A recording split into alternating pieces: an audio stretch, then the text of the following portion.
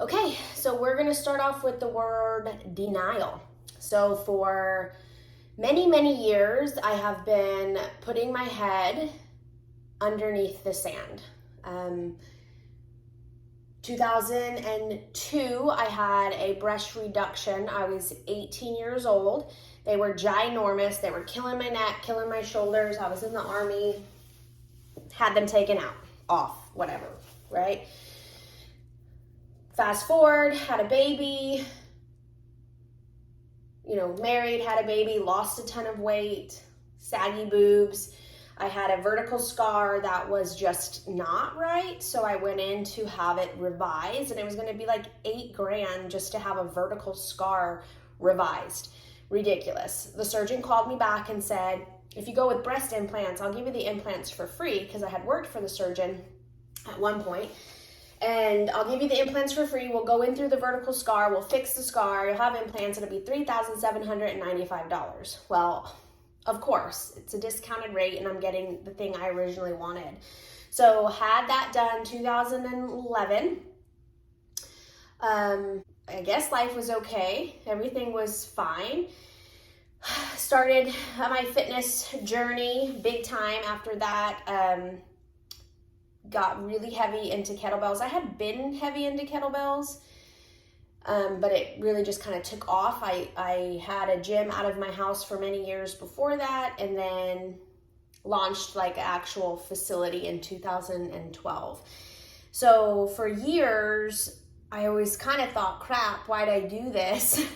These implants are really just in my way. That point in 2011 to 2018 or 19, I really didn't have conversations about them. Some people asked, about my breast implants. They looked great. They went and got some. I was like, way to go. That's awesome. Had multiple friends go have them done, mainly after having children, of course, but didn't think anything of it. After I had my son in 2015, I started noticing like increased body fatigue and like brain fog, almost like you're pregnant and you're forgetful, but just chalked it up for I'm busy, I own a business, I'm up at 3:30 every morning to get to the gym, to coach my people. Workouts were becoming kind of harder, and losing weight was becoming harder. And I just said, it's because I'm getting older.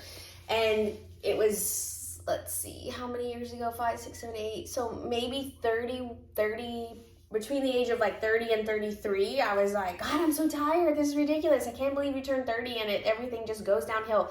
Super active, kettlebells, barbells. I was playing around with the Highland Games. I mean, super, super active person. And I just kept thinking to myself, this body fatigue has to be from all my fitness. Let's just recover.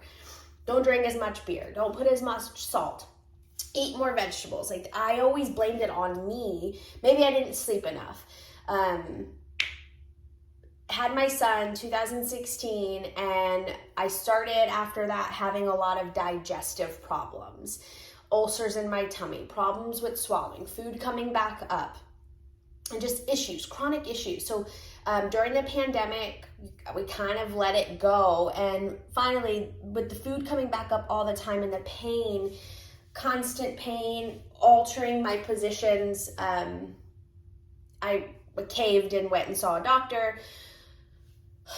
Found out I had a whole slew of digestive problems. My lower esophagus sphincter was broken. I got diagnosed with Barrett's esophagus, which could end up turning into esophageal cancer. My hiatus, so the diaphragm has a hole that the stomach and the esophagus, comes through, and it was broken. They had to remove my gallbladder.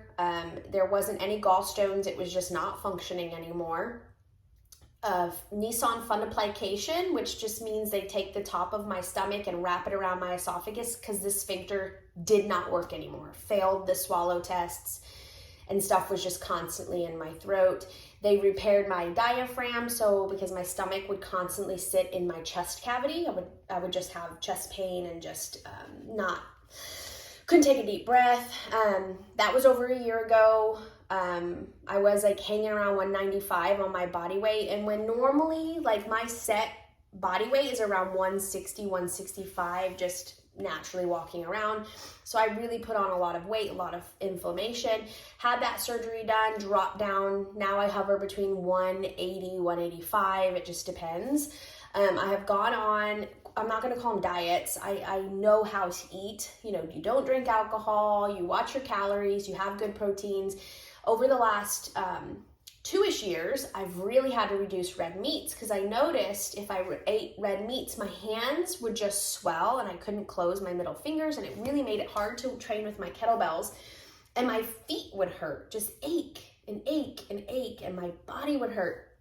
And, you know, the alarm clock would go off in the morning, and I'm a fairly dedicated person. I have a very strong work ethic and willpower, and so I would drag my butt out of bed, and just get going. But halfway through the day, I felt like I was hit by a train. And again, chalked it up to, did you have extra beers? Did you have too much salt in your food yesterday? You didn't eat enough vegetables. I was constantly just blaming myself, blaming on a daily basis. What did you do wrong yesterday? Did you drink enough water? Are you stressing yourself out? Your projects at work? Just me. It was always my fault. Research came out, FDA put a recall out for breast implants. And the last couple of years, it's been just in the back of my head. I had always wanted to get my breast implants out because they were implanted in 2011. I always wanted to get them out by the time I was 40. I am 38. Ever since I had my son in 2016, I have had nothing but just turmoil within myself. My ADHD is through the roof. Like I either focus way too much on something, or I just don't want to do it at all, and I rush at the very end to get it done. I'm very dedicated to my lifestyle and what I practice and what I preach, and coaching and having my athletes and working with patients. You know, I'm in the physical therapy world and injury prevention, so helping people recover is what I do. And so on a constant basis of not being able to recover myself, I really was starting to question what I was doing or how I'm doing things. And recently, more people have been getting explants, more people have been feeling better. And I started to think maybe there's more to this. You know, a couple months ago, I went to my physician because my hands were swelling. My blood pressure's fine, but my hands were swelling, so we talked about getting on a diuretic, so he placed me on hydrochlorothiazide, and it helped some, but my hands still really hurt. So what did I blame? My kettlebells. I blamed my kettlebells for hurting my hands. You know, there's a lot of wear and tear, there's a lot of grip, but we do, you know, when we train and we work, we have ways of holding these bells where we're not gripping them all the time, unless I'm doing hard style. And we do tension release drills and fast and loose. So then here I am questioning the things that I love, and it really makes me upset to think that I thought it was my kettlebells or my barbell lifts, and body under tension is just a stronger body. So I gave up kettlebells for a while. I just would do traditional fitness, coming in here, holding my kettlebells for weight, because that's really all I have. I have some dumbbells. I would do box step up, sandbag work, but my body was still hurting. So I thought I would rather be doing kettlebells. So finally, I had a friend of mine, you know, just do the leap and get the Explant. She's had wonderful results. She just feels better. I trained her for a few years, so hearing her results and knowing what she went through was really inspiring to me. And then another friend of mine had an Explant, and literally within 2 days, she's like, I feel like a weight's been lifted off my shoulder, no pun intended, but just feeling a lot better. Her head felt clear, and I thought, okay, that's it. I have to talk to somebody about this. So I went to the plastic surgeon, and you know, he said he's not saying breast implant illness isn't real, but there's not enough medical data. And if my hands hurt, go to my physician and get some panels done. So I happened to have an appointment scheduled that next day for my ADHD follow-up and my vitamin D levels that were really low about 4 or 5 months ago. So I was going in, he was going to draw more lab work because my vitamin D. And then I had mentioned my hands were still swelling, even on the hydrochlorothiazide. And he asked if there was any, family history of arthritis. And I was like, no, not really. He's like, let's just draw a autoimmune, it's called an ANA, indirect and direct. So drew it, really hoping it was just going to be negative and it was just all in my head. And it came back positive, off the charts positive, like out of range, it said. But it was positive. So they called me, they said, let's get you in tomorrow. We're gonna do a comprehensive panel and it'll check to see what category of autoimmune this is. So this just means my body's fighting itself. It thinks that I'm sick or there's something that it has to protect. So they drew the blood, the comprehensive panel, and it came back positive with a 95%,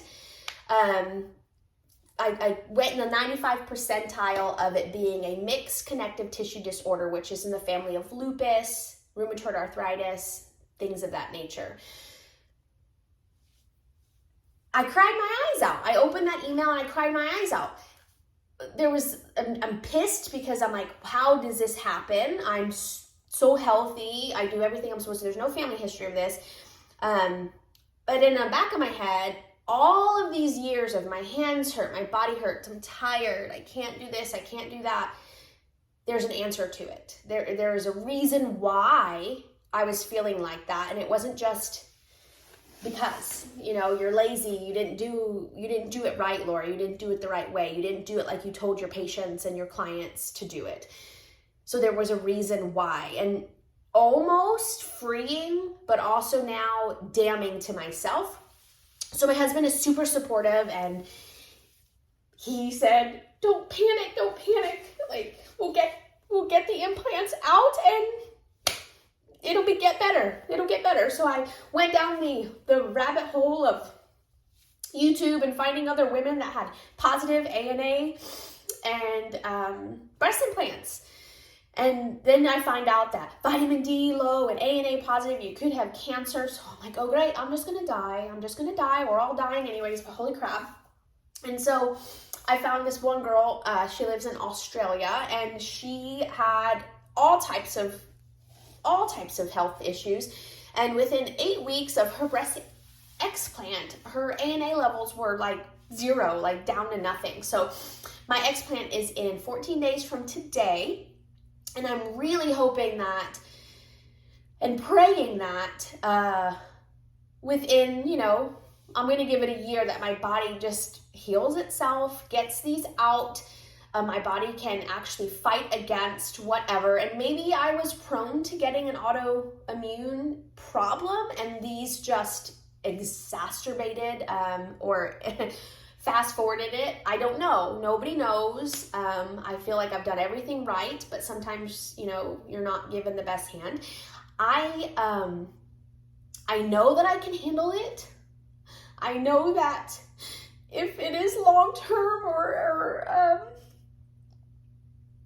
something I can't get rid of, that I'm probably the best person to have it. I can handle it. I can train myself. The problem is in the back of my head, the connective tissue disorder, your connective tissues are breaking down. So my internal organs, the support, the cradles that they're in, they'll start to wear away. Exercise is very good, just particular types of exercises. I will continue to work with my kettlebells, just maybe on a different scale, and maybe try yoga out for a while. Obviously good for meditation purposes and centering myself, and really good healing. So I'm going to continue on. I'm going to do my best to quit crying and feeling sorry for myself. I'm super excited because I'm a total Harry Potter fan and nerd, and I have some reading that I need to catch up with. So maybe the 10 days that I'm going to be off of work, that I can read my books. And my husband got me 2 really cool gifts to have to kind of push me through my recovery. One is a charm bracelet, so it's like an advent calendar. So for 12 days post-op, I get a new charm to my Harry Potter charm bracelet, and then also an advent Dobby sock. So I'll be able to get a new one pair of sock, one sock for, I think it's 12 days. But he got those for me, and it's so nice. Anyways, but symptoms that I have had: brain fog, massive fatigue, tingling, burning sensation all over my body, lack of recovery, stomach, digestive issues, mainly in the smooth muscle type things like the sphincter and the stomach. And from here, I think my biggest complaint is obviously lack of motivation, but hand and feet pain, just very bad pain. Like, I'm like, what do I do with these? You know, where do I put these? They hurt. Like, I would just sometimes put water in a mug, like a warm mug, and just hold the mug because my hands hurt. Or I would put them in water to try and, cold water to move them, maybe push some of the fluid out. So that's probably my main thing, and extreme fatigue, just wanting to go to bed but not able to sleep. And of course, I'd go down the TikTok trains and watch them for hours and then finally just pass out. So I figured I was tired because I was staying up and on my phone, but now that I'm realizing it's just pure insomnia. So I need to try and get a hold of that in the next 2 weeks before my surgery so I can let my body heal.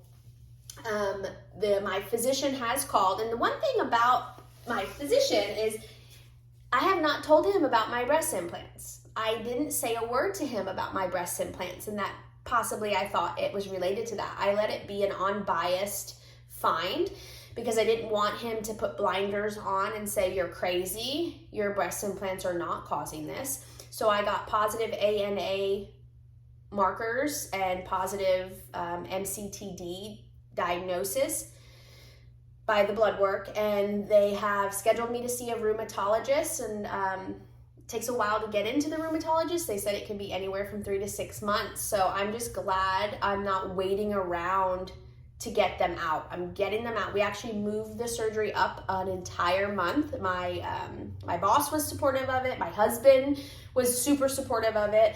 My surgeon was open to moving it up a month. Scrambling around to get the finances because it's all out of pocket to get this procedure done. I'm trying to think of anything else I can add to this. I will try and update my feelings over the next couple of 2 weeks going into it, and then my journey afterwards.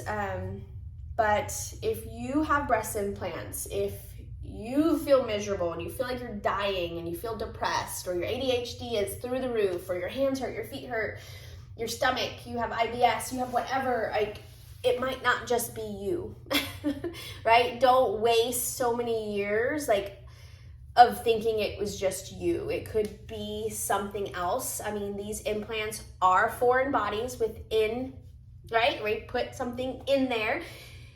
There's silicone inside, there's silicone surroundings. Your body absorbs it. They're not permeable, right? They get absorbed. There's a capsule that builds around the implant that's also storing things. So, our T cells just being filtrated to that area of saying overload, overload, overload, overload, overload, and now other things in your body are just going, fuck off. Like, I'm not helping you. You're not in the best sound position to be healthy. So, okay, I will stop blabbing, but today is November 8th, 2022. So I've had these implants in for 11 years and they are coming out. So stay tuned and I will try not to have tears next time. Thanks, everybody.